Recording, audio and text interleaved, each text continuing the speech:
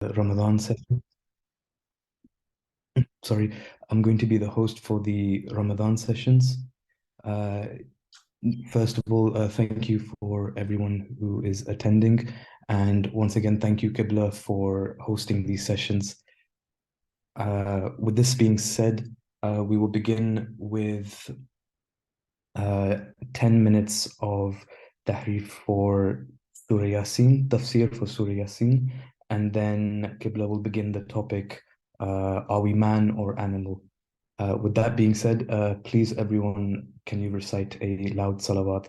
Allahumma salli ala Muhammad wa ali Muhammad.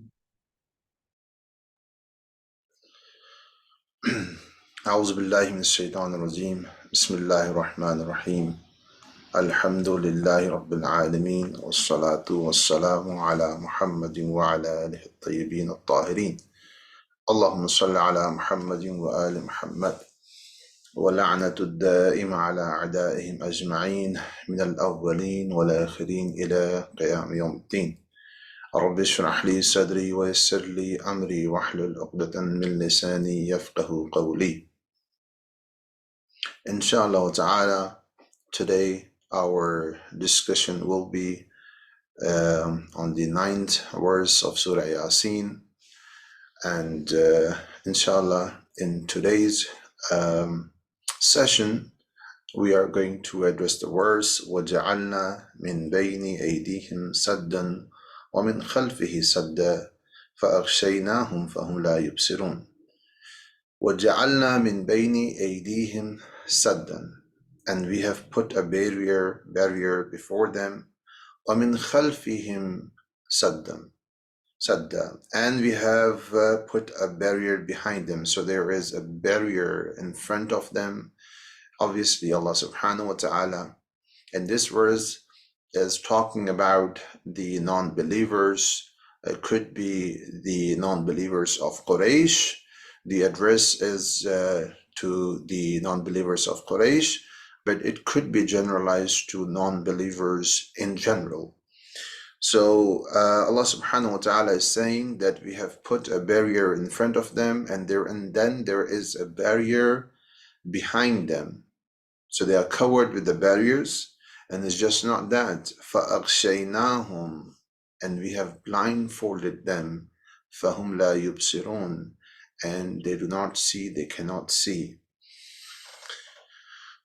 One of the interpretations done by the scholars is that Abu Jahl, like we said in the previous verse too, why Allah subhanahu wa ta'ala said in the previous verse that the non-believers are chained with the neck collars, iron collars, and their heads are upturned. There is one of the interpretation of that was, and this is combined, that there was Abu Jahl who wanted to kill Na'uz Billah, Prophet Muhammad sallallahu alayhi wa alihi wasallam. And once he saw Prophet praying at night, and when he wanted to kill Prophet, he took a stone in his hand, and he wanted to aim for Prophet. When he took his hand behind his neck, his hand got stuck over there, and the stone would not stick to his hand. And so this is one of the interpretation scholars say. Then this verse was revealed, وَجَعَلْنَا مِنْ بَيْنِ أَيْدِيهِمْ سَدًّا وَمِنْ خَلْفِهِ سَدًّا فَأَغْشَيْنَاهُمْ فَهُمْ لَا يُبْصِرُونَ. And he could not then move forward or do anything, and he came back in this situation.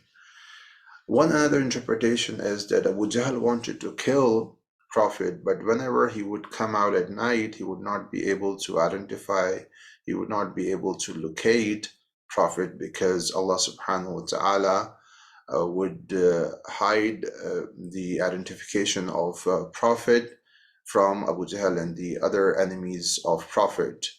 That's why this verse is revealed, وَجَعَلْنَا مِن بَيْنِ أَيْدِيهِمْ سَدًّا. So there's a barrier in front of them because of which they are not able to identify prophet, and that's why they cannot see prophet, identify prophet.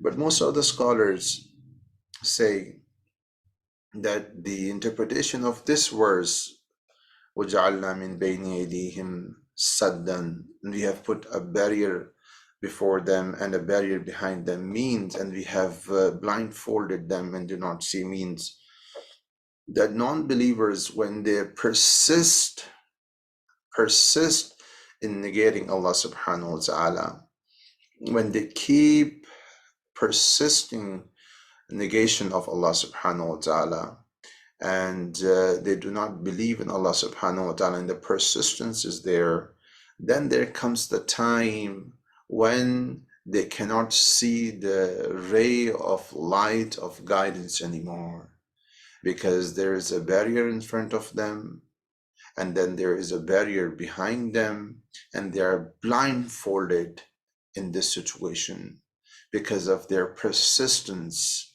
in this matter. So they have put themselves in a situation, they have put themselves in a location where they then are not able to see the light of guidance. Now someone may come and say that why Allah subhanahu wa ta'ala is putting them in this situation. Allah is kind, Allah is merciful. Why would Allah put them in this situation where there is a barrier in front of them, a barrier behind them, and they are blindfolded and they cannot see the guidance? Allah subhanahu wa ta'ala is not the one who has put them in this situation. Allah subhanahu wa ta'ala is telling you this is the situation in which they have put themselves, because they are the ones who've been making the causes for this effect. This location they are in right now, if we take it literally, obviously this is not literal translation of this, but even if you take literally this location where they cannot see the guidance, they can just see misguidance, they are just astray, they just see zalala everywhere. Why? Because of the footsteps they have been taking towards it. This tells us what?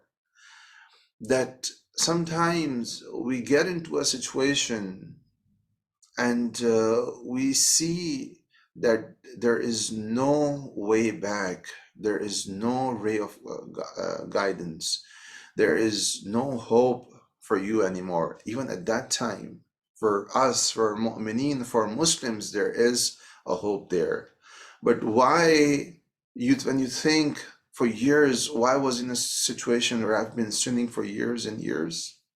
Because you are surrounded with people, you're surrounded in situations, you're surrounded in an environment, you're surrounded in a culture, in a society where you are surrounded with people who are disbelievers, who are sinning every day, even those of them who are Muslims, who are going against Allah subhanahu wa ta'ala, going against Ahlul Bayt alayhimus salam day and night.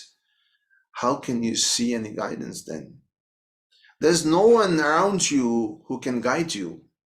Look, the people who are around you, look at them, have a look at them, how they are dressed, what are the topics of their discussion, what kind of books they read, what are their actions, what are their thoughts, how is their behavior with their parents, how is their behavior with others, how are they trying, how much they are trying to get to the truth. This is the most important question. Just because someone is kind, someone is talking warmly, someone has not done anything bad, has been following the rules of the country, has not broken any rules of the country, you think that person is good? Yes, that is good. That is good. There's no issue with that. But the most important question is how much that person is trying to get to the truth, the reality. because the reality is gonna struck after 50, 60 years. And when Allah subhanahu wa ta'ala tells you again and again and again in Quran, then you say, come and say that this book of Quran is not someone who from someone who's kind, because it's about hellfire again and again. It's about hell, it's about fire, it's about snakes, it's about the atrocities in the hell. Allah is warning you again and again because He is kind. He is telling you again and again. If there is a doctor who tells you that if you do these things, if you eat these kind of junk food, eventually you will die. Eventually you will have cancer. That means that doctor is bad. That doctor is not kind. No, the doctor is kind. That's why he is warning you that now is the time for you to stop refraining from all of these foods. And if you do, then you can save yourself. So Allah subhanahu wa ta'ala is also warning you again and again. And when we do not accept the warnings, we do not embrace the warnings, we negate it, and we are persistent on these actions, then what happens? That وَجَعَلْنَا مِنْ بَيْنِ أَيْدِيهِمْ سَدًّا وَمِنْ خَلْفِهِ سَدًّا. Then there's a barrier in front of you, and then there is a barrier behind you, and you are blindfolded, and you're not able to see them. Then there is no guidance for you. There is no ray of hope for you because of your persistence in non-believing. And this is again by the knowledge of Allah subhanahu wa ta'ala, that He knows that you will never follow the path of Allah subhanahu wa ta'ala. It is because of your own history. It is because of your own sinning. It is because of your own persistence in sinning. In the next verse, Allah subhanahu wa ta'ala says, وَالسَّوَاءٌ عَلَيْهِمْ أَنذَرْتَهُمْ أَمْ لَمْ تُنذِرْهُمْ لَا يُؤْمِنُونَ. It is the same for them, whether you warn them or you do not warn them, they will not have faith. So there is no difference. Whether you warn them or you do not warn them, they will not have faith.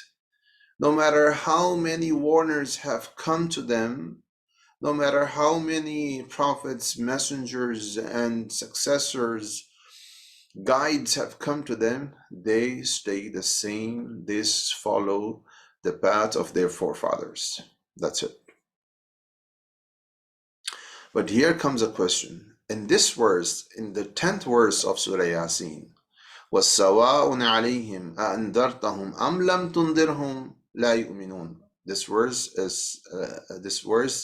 is a verse which is a repetition, because this verse is there in Surah Baqarah too. Yeah. Now comes the question, and which is a belief of the Ash'arite school of thought. You know, there are three main school of thought. Two Sunni school of thought and one Shia school of thought, Ash'arite school of thought and Mu'tazila school of thought, and then there is Imamiyya school of thought. These are the three main schools of thought when it comes to our belief, not in fiqh. In fiqh, there are five. So the Ash'arite school of thought, they say that these people, Allah subhanahu wa ta'ala has said in Quran, they will not have faith. They will not have faith. So they were created in a way that they will not have faith, because Allah said, سَوَاءٌ عَلَيْهِمْ أَنذَرْتَهُمْ أَمْ لَمْ تُنذِرْهُمْ لَا يُؤْمِنُونَ. They will not have faith. It is the same whether you warn them or you do not warn them. There is no difference. They are not going to have faith. So there are a certain amount of people who are not going to have faith at all. It's not possible for them to have faith. It's impossible for them to have faith. This is what their belief is. Now, what is the problem with this belief? Why is this belief, first of all, if it's understood? Because Allah said in Quran, سَوَاءٌ عَلَيْهِمْ, it is the same for them. أَنذَرْتَهُمْ, whether you warn them, أَمْ لَمْ تُنذِرْهُمْ, or you do not warn them. There's no difference. If there is a warner sent to them or there is no warner sent to them, there is no difference. لا يؤمنون, they will not have faith. So the conclusion they took from this verse and the verses like this is that there are people who will not have faith. They will not have faith. So impossible for them to have faith. All right. So what is the problem with this?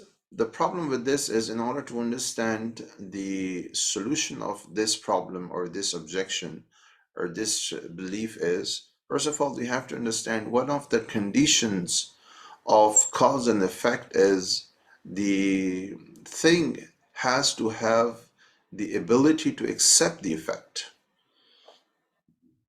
Like, for example, if I want to burn something, so the fire is the cause, and the effect, if I have a matchstick, I burn it, and there is a paper there, so the paper would be burned if I took it near the paper. So the paper has the potential, it has the ability to accept the fire. That's why it gets burned. Yeah. But if I take the same matchstick, burnt stick to a fire, to a stone, will it get burned? No. To a mountain, will it get burned? No. Why? Because this stone, this rock, this mountain, they do not have the ability, potential to accept this effect. Right. So one of the conditions of accepting the effect for a thing is that it should have the ability, potential to accept the effect. Yeah. Otherwise, there's no, this action of taking the fire, trying to fire it, is useless. It's meaningless. It's a vain effort. Yeah. This is you and I, a common person, common people, we understand it. Allah subhanahu wa ta'ala, if we believe this belief of Ash'ari, Allah subhanahu wa ta'ala created such people who are not able to be warned, and it's impossible for them to be warned at all. It's impossible for them to be warned. So he created people who cannot be warned, who do not have the ability to accept the warning, who do not have the ability to accept the guidance, like the rock. So they created these people meaningless. Number one, effortless, or they were in vain. These people were created without any purpose, because they do not have the ability to accept the warning. سواء عليهم أنذرتهم أم لم تنذرهم فهم لا يؤمنون. They will not have faith. So that's why Allah created them, and this creation, these creatures are meaningless, because they will not accept any guidance, any warning. Now, if that is the case, that means the thing that we say, number one, Allahu qadiru ala kulli shay, is negated. Allah is able to do each and everything is negated. Number two, Allah created creations without any purpose, because they are not able to be guided, warned. So how to solve this issue? Like we did yesterday or a few days back, when Allah subhanahu wa ta'ala says in the verse, أَأَنْ سَوَاءٌ عَلَيْهِمْ أَنْذَرْتَهُمْ أَمْ لَمْ تُنْذِرْهُمْ أَمْ لَمْ تُنْذِرْهُمْ لَا يُؤْمِنُونَ. Allah subhanahu wa ta'ala, when he says this, it is the knowledge of Allah subhanahu wa ta'ala. Through knowledge of Allah subhanahu wa ta'ala, Allah subhanahu wa ta'ala knows that these are the people who are not going to have faith. The warners were sent there, the guides were sent there, Hujjatullah, the authority of Allah was sent there, after their persistence in negation, in their disbelief, this verse is revealed.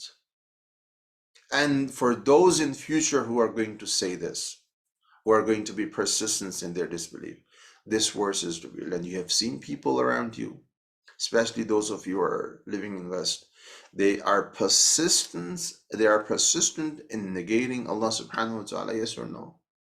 No matter how many times you tell them, no matter how many proofs, evidences you bring to them, they may accept it, but they are still persistent in negating Allah subhanahu wa ta'ala in their disbelief. So for them, the inzar is there or no? The Quran is there or no?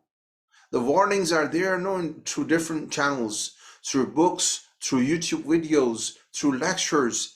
It is there or no? But there's no difference for them because they will not have faith because of their own actions. And how Allah knows it? Because of His knowledge. Like we said, you know about your life partner, you know about your sibling, you know about your son and daughter, that he or she is going to do certain acts and he will not do certain acts. You know 100%. You're sure 100%. You have conviction, you have certitude that these are the actions he will do, these are the actions he will not do. Why? Because you say, I know him, I know her. I've spent 10 years with him. I've spent 20 years with him. I've spent 40 years with him or with her. I know him very well, and I can say for sure that this act he will not do. Allah subhanahu wa ta'ala, who knows his creatures, who knows his creations, who's the creator of the people, he and his knowledge, his wisdom is incomparable to your wisdom and knowledge. There's no comparison there. And so through his knowledge and wisdom, if he says, وَسَوَاءٌ عَلَيْهِمْ أَنذَرْتَهُمْ أَمْ لَمْ تُنذِرْهُمْ لَا يُؤْمِنُونَ, then he knows that I have done my hujjat, I have sent warners and guides, now I know they will not have faith. This is him giving news that these are the people through his knowledge. He knows through his knowledge of future. He knows through his wisdom. He knows these are the people who will not have faith, who will have disbelief. They will be persistent in their beliefs. So this is our discussion in Surah Yaseen. So the topic, inshallah, we are going to address today is, are we man or animals? And this topic is, I believe, very important in this time and era, because we see in past that after industrialization around mid of 18th century, things started changing in this world. Britain was the home for industrialization. So there was a revolution in modern cities. Cities like London started changing, New York started changing. So Europe was changed in 18th century. You see the difference before 18th century, like in 17th century, and the other centuries like 16, 15, the difference in their lifestyle, in the attire, the difference is not huge as in 18th and 19th and 20th and now 21st century. How the world has progressed, how the world has modernized in these 3-4 centuries. You can see the modernization was not there in hundreds of centuries before. It was there, but it was gradual. But this modernization has escalated now in few centuries. This is after the industrialization. But it has come with a problem. And the problem is that the people have now a severe quest for materialistic objects, quest for being in higher class. Now, this quest was there even before. Love for materialistic object was there in um, previous centuries in history. We see people. There are people who sold their conscience for few bucks or for gold. We have the example of many people, even on the event of Karbala. We know the enemies of Yazid, the enemies who are of Imam Hussein alayhi salam, who were with Yazid, soldiers. Most of them, they did not even know why they were there. They did not even have any knowledge why they were there, because they were there for money. They were there. They were told that if you all will participate in this battle, you will get wealth. So some were there for they knew Imam Hussein, and some were there just for the wealth, for hubb dunya. So this we have seen in past too, but after 18th, 19th century, this has escalated now. And this is one of the problems, major problems of this era, that people have a major quest for materialistic objects, for being in higher class. See, like we discussed in previous lectures, and there are 4 classes: lower class, middle class, lower middle class, and upper middle class, and the higher class. The lower class is sometimes they try to be in middle class, but they know that they are in lower class, their background is from lower class, they will be in lower class. The middle class are the ones we study in sociology and anthropology. They are the ones who know that they can go to a higher class, the elite class. They can reach there. So from middle to higher class, and the higher class would want to go to the higher, middle class would want to go to the higher class. And here comes the issues. When you want to go to the higher class than your class, you do all kinds of stuff. And this is theoretically, this is something which is fine. There is no issue with it. If you are from lower middle class, you want to be from higher middle class, you struggle for it, you work for it, you earn halal means for it, no issues with it. But the problem is when a person whole dream is to be in a higher class, and they do whatever it takes to be in such class. Here comes the problem. Here comes the issues. Because your main goal in this world is to be from the higher class now. Now you will do anything in order to be one of those. Then you do not take care of your poor relatives. You have poor relatives, you do not go to see them. You neglect them, because going to them would identify your class, would tell that what class you're from. That's why what happens, even people who are inviting their relatives, they invite their rich relatives, the ones who have money, the ones who have wealth, the ones who are from the same class or the higher class. You wanna go out with them, you wanna be friends with them. And the relatives and the friends who are poor, you don't want to see them anymore.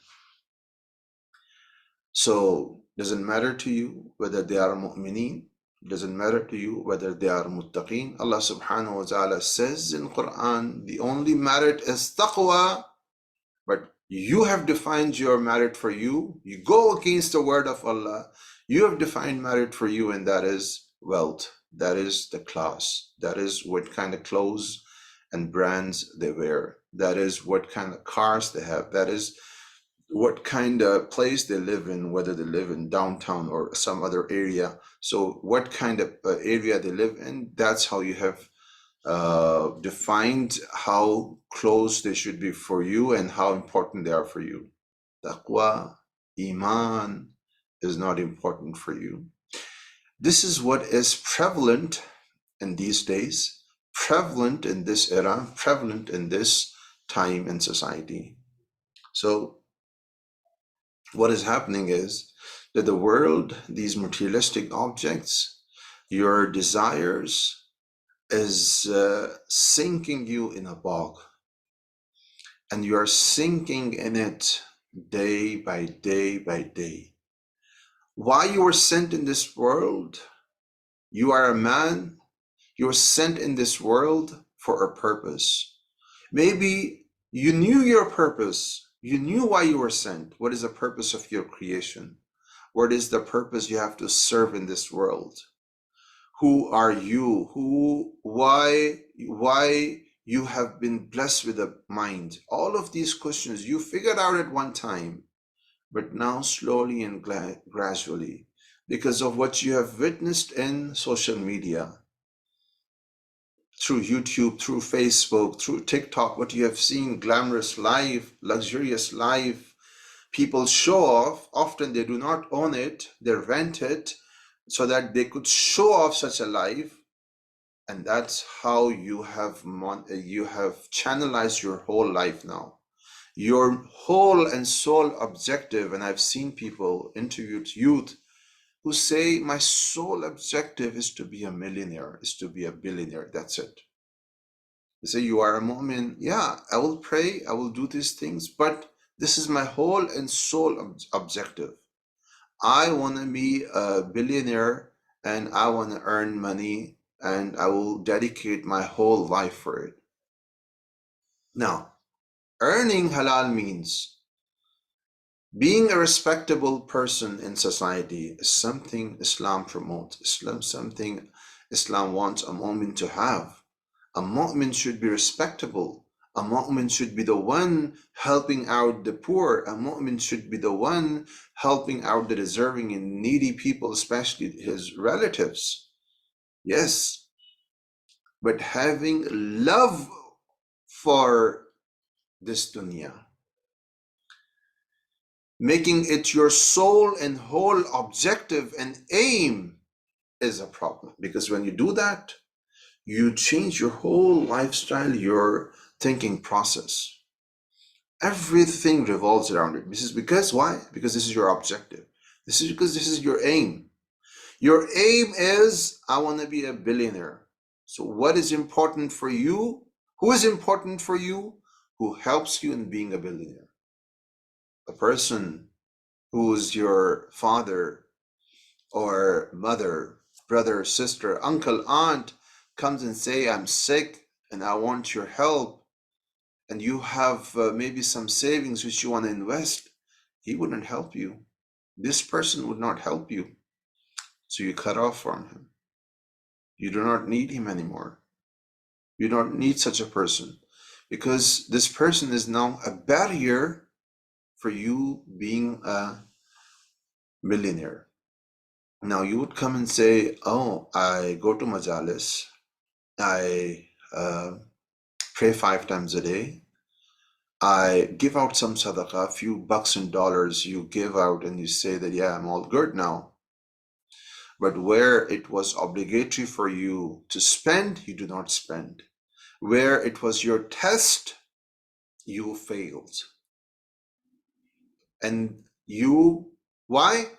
Why is that? Because going to majalis is free. There's no problem. You have still some ma'rifat of imams. Yeah, that's fine. And you go to majalis and you go to lectures, you pray 5 times a day.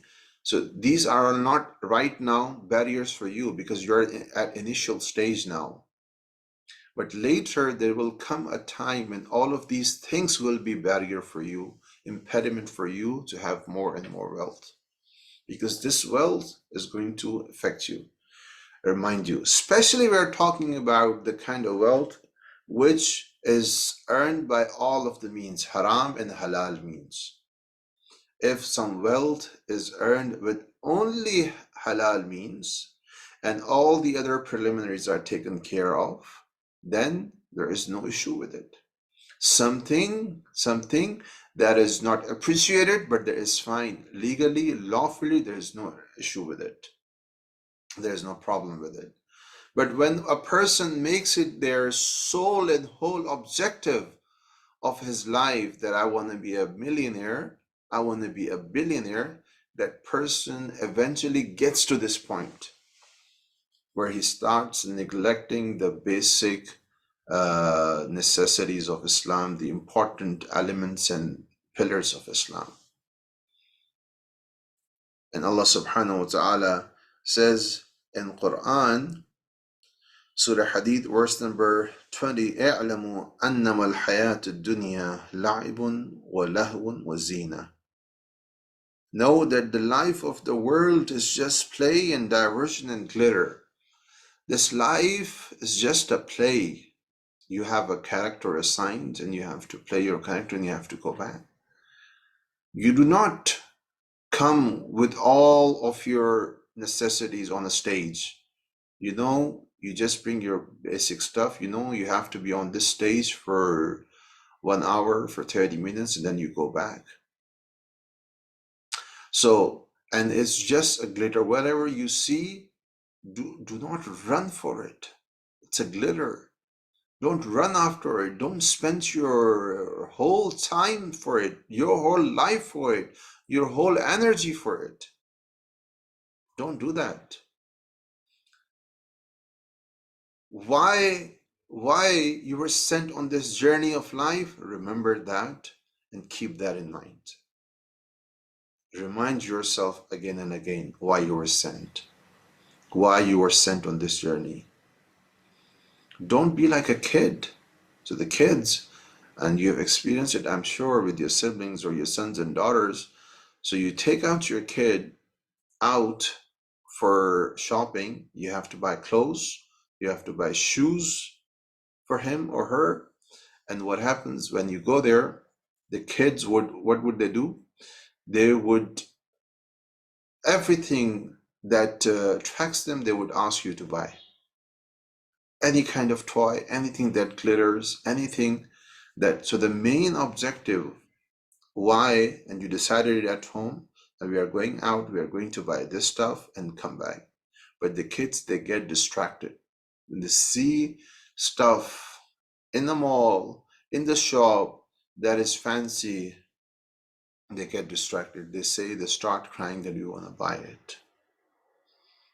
We are exactly those kids, because the purpose of our creation is what? We know why we have been sent, who sent it, we know all of the answers. But still, we get distracted on our journey, on our way, on our path of this world. And what are the basic necessities we need? They should be, the purpose of the house is what? That it should be a shelter from rain and the sun rays, that you do not have trouble. The purpose of clothes is what? That your body is covered when you go out. Yeah. The purpose of shoes is what? That you do not have trouble walking or running when you want to travel. The purpose of car is what? So that your journey is shortened and you travel or you reach your destination in a shorter amount of time. Accessories or all of these gadgets, what is the purpose? So that your life is easier for you and you can reach and talk to people and communicate in a faster way. This is the basic purpose. But how we have revolutionized it, modernized it, because of the materialistic objects, we are buying worth thousands of dollars of shoes, thousands of dollars of purses and bags, thousands and hundreds and thousands of dollars of clothes and brands. Why we are doing it? Because of our society and because of how people are around you, and you want to be one of them. So you know the main objective of the world of this journey, but you're distracted now because of what you're seeing around you in social media, in TikTok, in YouTube, in Facebook, and around you. You're distracted. And you are distracted so much that you have forgotten what is the main purpose of your creation and why these objects are important for you. Why were they important for you?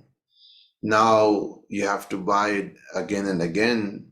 And if someone has money, if there's a running business, it's fine. If someone does not have such causes to buy such stuff, then they put their whole energy in this matter, doing jobs in the morning, in the evening, trying to work all the time. There is no freedom, there is no satisfaction, there is no contentment, because you have become a slave of this dunya, slave of this matrix. And this is inshallah one of the topic that we are going to address in coming lectures, that how this matrix, this system makes you a slave. And this is very important. We analyze it, we understand it, so that we do not become a slave of system, slave of the matrix. So in order to get out of this issue, that get out of this tornado, we just have to analyze what is the sole main purpose of our creation. And these all distractions that we have, where are they going to take us? What is the final point of all of these distractions?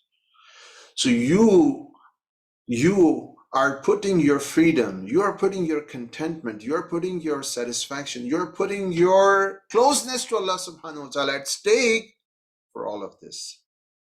Is it worth it or no? This is the question that you need to ask yourself. If you find the answer, all of your problems related to materialism in this world would be solved. Wassalamu alaikum wa rahmatullah. Allahumma salli ala Muhammad wa ala Muhammad.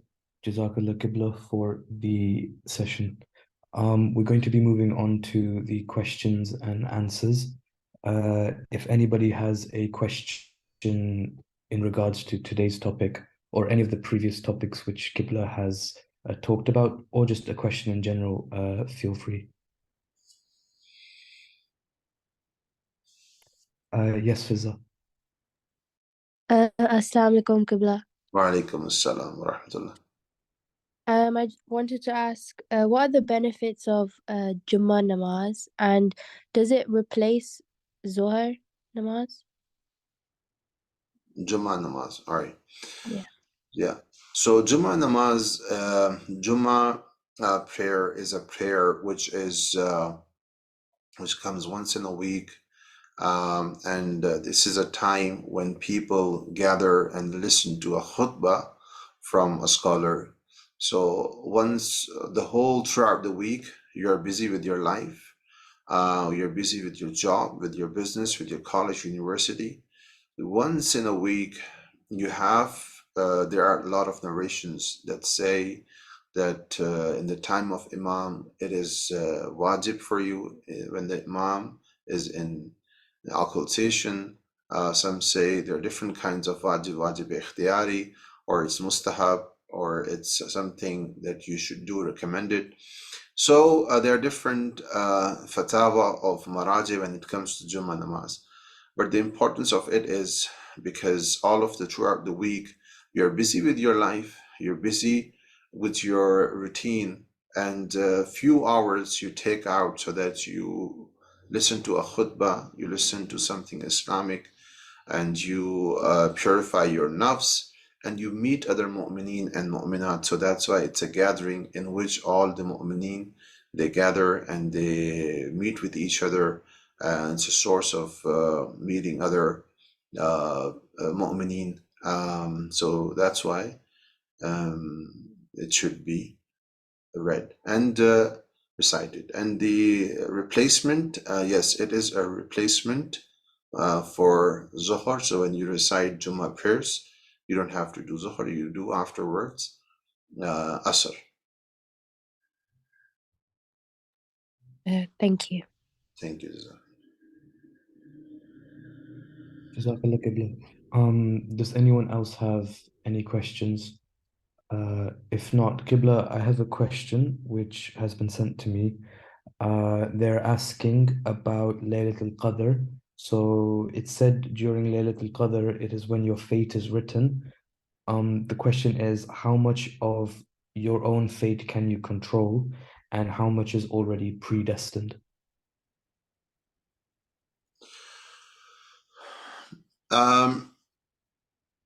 You can, so it's between, so the example for this is that for given is you have the ability to raise one of your legs. Yeah, you can raise the right leg or you can raise your left leg. But if you have to raise both of your legs, can you do it? No. So you have the freedom to define your destination, but in a limited way. In a limited way, you have the freedom to do that. So in Layali Qadr, you pray to Allah subhanahu wa ta'ala, you do a'mal to define your destination for the next year. Now, someone who's been going against the commands of Allah subhanahu wa ta'ala, going against the commands of Ahlul Bayt alayhim salam, all of the year, throughout the year, is it possible that such a person gets the ma'rifat of Layali Qadr, nights of Qadr? This kind of person would not even come close to this getting the night of Qadr because of his past actions. So the past actions, throughout the year, what you do, it also matters because all of these causes are cause for the effects of getting the night of Qadr.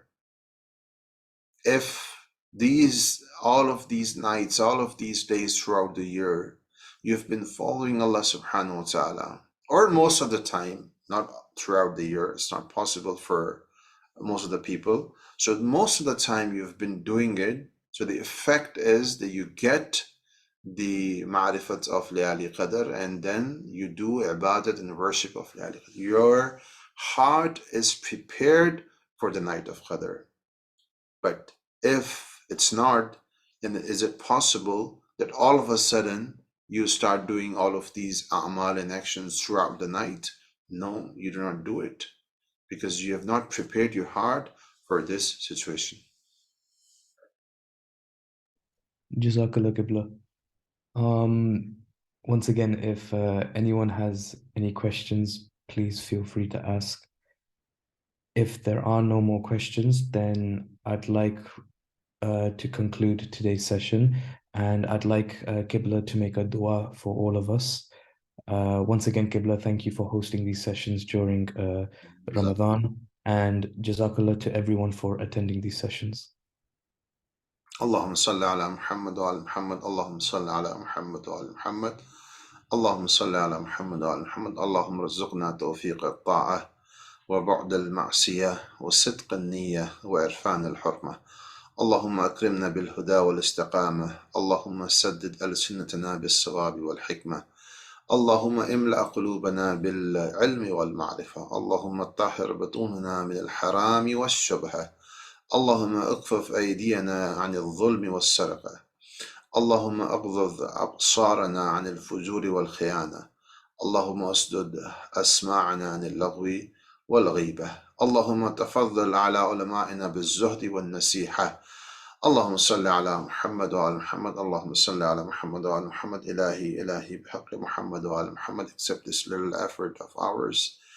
إلهي بحق أهل البيت عليهم السلام بحق محمد وعلى محمد عليهم السلام. Give us all tawfiq to do ziyarah of Amir al-Mu'mineen alayhi salam, Abu Abdullah al-Hussein, Abu al-Fazl al-Abbas, ziyarat of Kazim and Samra Qum and Mashhad, Ilahi bihaqi Muhammad wa ala Muhammad bihaqi Ahlul Bayt alayhim salam, forgive our major and minor sins.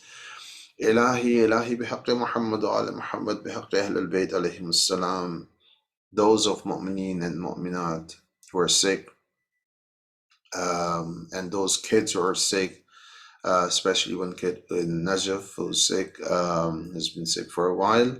Ilahi bihaqqi bimari Karbala, bihaqqi Sayyid al-Sajideen, bihaqqi Zain al-Abidin alayhi salam, give him and give them shifai kamila wa ajala. Ilahi bihaqqi Ahlul Bayt alayhim salam, hasten the reappearance of Imam al-Zaman Ajrullahu ta'ala farajahu sharif. Allahumma salli ala Muhammad wa ala Muhammad ajil farajahum.